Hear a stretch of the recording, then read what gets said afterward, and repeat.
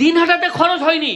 শফিকুল ইসলাম যে 11 বছরের নাবালিকাকে ধর্ষণ করে পাট খেতে মেরে রেখে যায়, মহিষাদলে মফিজুল ইসলাম, তাকে খরচ করা হয়নি। 4 বছরের দুধের বাচ্চাকে ধর্ষণ করে। এবারও হয়তো খরচ হবে না এই বারুইপুরীর ধর্ষণকারীরা। আমি একটা কথা আমাদের মাননীয় মুখ্যমন্ত্রীকে বলতে চাই, এসআইটি গঠন করে কিছু হবে না। আপনি সেই কাজ করুন যেটা সকালে জমা নেবেন, বিকালে খরচ করতে হবে। আপনি তো সেটা করছেন না। না হলে ঘরে ঘরে উত্তরপ্রদেশের ওই ঝাঁসি রানীর মতন তৈরি হবে।